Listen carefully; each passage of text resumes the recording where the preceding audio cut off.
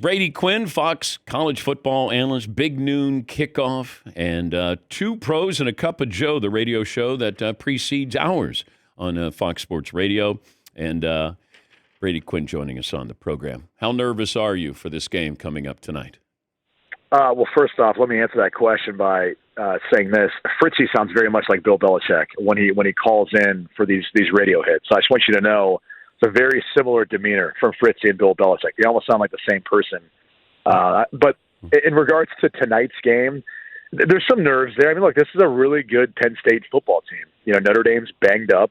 I think if you look at the matchup of these two teams, you know, it's going to come down to the effectiveness of running the football and stopping the run. And I think if you look at Penn State, they've got a couple of backs in Kaytron Allen and Nick Singleton, who's been phenomenal. Their tight end, Tyler Warren, will be a part of that rushing attack. And for Notre Dame, you know, Riley Leonard and Jeremiah Love, his health and status is obviously of some concern. He's an incredible player. Jadarian Price can kind of take over that load, along with Williams as well, the freshman. But that's, you know, this is going to be a good game. The spread's tight for a reason, and I think it's going to be potentially a really ugly game to watch, though, Dan, when it's all said and done. Meaning? Defensive football. You know, I think you're going to see a lot of back and forth, punting. Special teams will play a role. I'll be shocked if they give Notre Dame's returners opportunity to actually return the football, given that if there's one distinct advantage for Notre Dame this game, it is their special teams play, especially the way it's been throughout the course of the year. Field goal kicking hasn't necessarily been as good consistently, but Jeter was great, obviously, in the most recent game. So Brady will be on the field tonight. Urban Meyer, Matt Leinart, Vince Wilfork. That'll be pregame. You know, I was wondering about, or how you thought, being a former Notre Dame athlete, James Franklin was at the press conference with Marcus Freeman, and he says, hey, no offense to you, but, you know, everybody should be in a conference. So there's only one school that you're talking about when you say everybody should be in a conference here. Do you see a scenario at any point in the next 5 years where Notre Dame is in a conference? I don't, and I think there's only two ways that hand would be forced.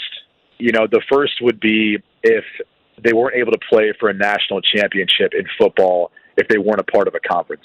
So if that ended up being the case, that would force Notre Dame to have to make that decision.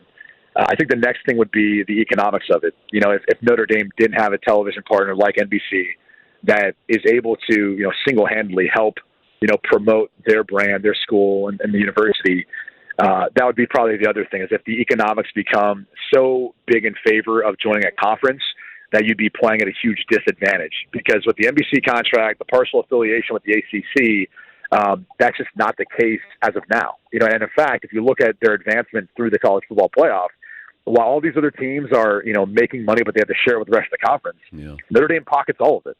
And that's a huge advantage for them. In particular, even, you know, not having to play a conference championship game, and then having to play a first-round game, because they're going to be making money off that. Not only hosting one if they are good enough to host a game like this season, but also if you're looking at, you know, the subsequent rounds and all the money they'll be, you know, keeping in their pockets. This whole thing about, and I've railed on this for a while, about conference championship games. I know it's a money grab, but every conference either has to have a conference championship game or not. And I wonder if we get to the point where, can these conference championship games be a first-round bowl game? Can we add more importance to it, as opposed to, they're trying to diminish the outcome. Hey, Penn State lost to Oregon. No big deal. You get to still, you know, be a top seed here. I'm wondering the future of these conference title games. No, to your point, it does feel like it's a money grab, you know, in reality. And I think if you look at the attendance, too, in some cases, I mean, it's a lot on the fans. It's hard to get probably the environment that you want, knowing that we now have an expanded playoff and there's going to be an additional home game, or you're going to be traveling to, you know, one of the New Year's Six games at some point, the quarterfinals, the semifinals, and then the national championship, if you're so lucky to get there. So there's a lot of economics that it's hitting the pockets of fans and some of the teams that are a part of it, but there's also the television portion of it. And I do think you bring up a good point. You know, how necessary are these conference championship games? Because it felt exclusive to college football. You know, as this model looks closer and closer to the NFL playoff system, you sit there and go, well, they have a regular season where they just determine who wins the division. They don't need to play off with the top two teams at the end of the season to determine that. They've already got that figured out. You could do the same thing with the conferences.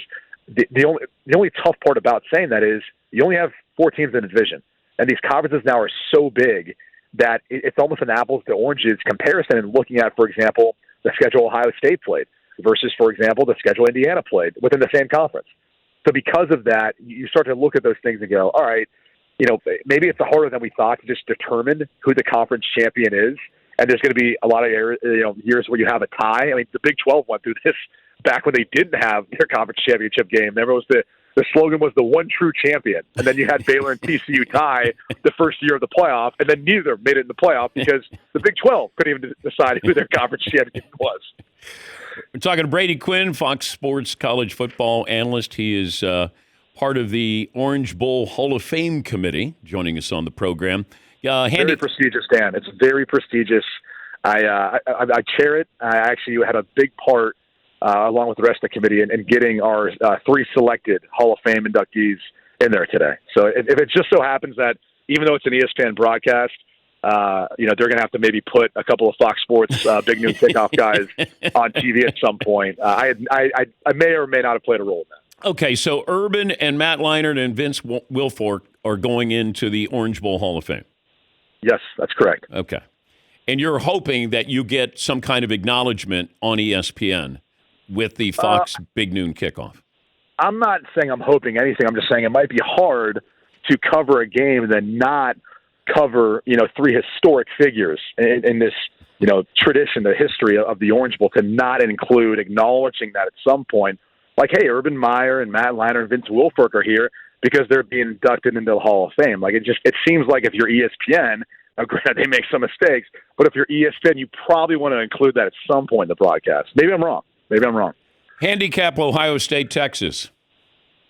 I would say the line's sitting right now at 6 at this point. I think, again, it comes down to like both these teams playing to their potential. We've seen Ohio State do that the past 2 weeks, and everyone goes, my goodness, that's the best team in the country, and it's not even close. And on the flip side, we watch Texas, and it feels like at times, not that they get disinterested, and, I'm not going to play on that narrative, but it doesn't feel like they ever play up to their potential. So I don't know if they can find that, if Quinn Ewers and this offense can find more of that consistently, find more of that like big play ability to break off, versus Ohio State like they did and have so far in this playoff. I mean, it's like between Oregon and Tennessee, and they put their foot on the gas. It's not even close. And I obviously have a ton of respect for Dan Lanning, the job he did at Oregon this year. So that, to me, that Ohio State team, it's more about, can they continue the momentum? Can they continue to keep playing at the level which they have now the past 2 games? If they have, no one can touch them. Like, this spread, in my opinion, should be like 9.5 if Ohio State's going to be the team we saw the first 2 games so far in the playoff. What if Quinn Ewers wins the national championship and then has to leave Texas? It's a great hypothetical to throw out there, but if he's leaving Texas after winning the national championship, he's going to be going to the draft. Like everyone wants to make this like some big conversation about, the Arch Manning, and he's going to be the guy next year, and then that's all true. But if I'm Quinn Ewers, and then that scenario plays itself out, I'm looking at this quarterback draft class and going, hold on a second. Like, Shedeur looks to be the number 1 guy based on the tape and film and all that, but like, why can't Quinn be the next guy based on these evaluations? He's played really well throughout his career in big games.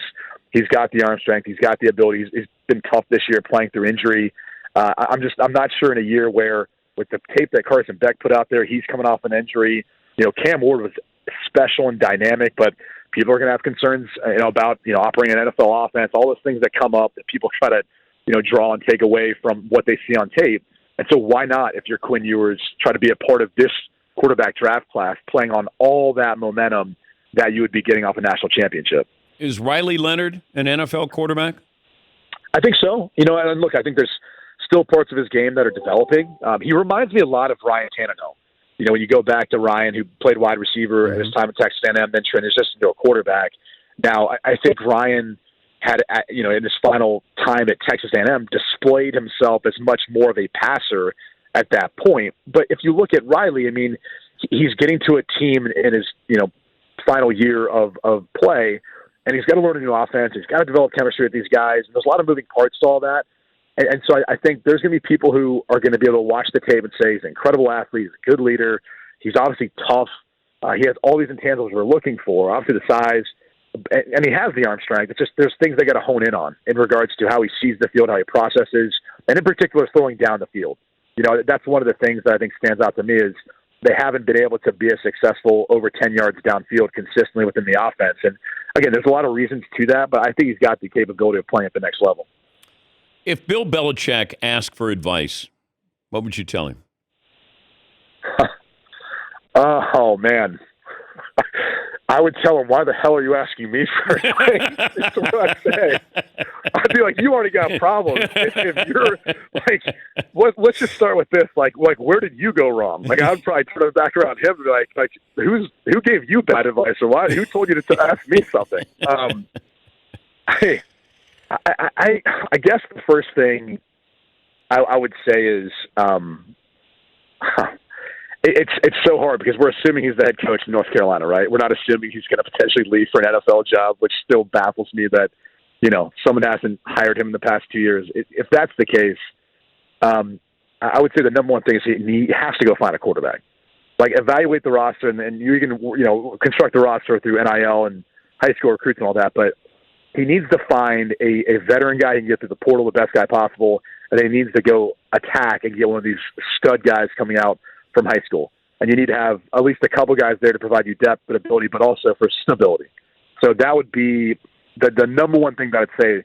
If you look at a college game, I would actually say the college quarterback is more paramount than even an NFL quarterback to a degree, and people might take issue with that. But I just think the way the game is played nowadays and the advantage that the elite quarterback at college gives you over even at the NFL, we got to go up against good defenses, and the offensive line matters even more. There's all these other parts play a factor. I mean, if you have an elite quarterback, you really can go far. And I think Cam Ward's an example of that. Like, how many of those other players at Miami this year are you looking at saying, well, those guys are draftable, or those guys are going to be, top picks? And I think without him this year, they're probably a 5-win team. And then it's a dramatically different conversation when Cam Ward gets there. So I would say he's got to go address that position first and foremost with an older, experienced guy if he can, if he has to, through the portal, and then obviously a high school guy. Have fun tonight. And don't be like, somebody's on the field at ESPN. Are you going to be like jumping behind them and jumping up and down? You're not going to be waving or anything? Okay. No, it'll be hard to miss. I'll be wearing my orange jacket down there. So if you look down, they're like, why is he wearing orange? Like, what?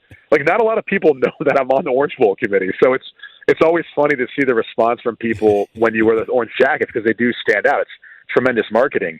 But then it always comes with, like, who are you rooting for if you're wearing orange? I'm like, well, I've got my ND stuff on underneath, but I'll be wearing an orange jacket during the presentation. Thank you, Brady. Thank you. That's Brady Quinn, Fox College football analyst, part of the Orange Bowl Hall of Fame committee.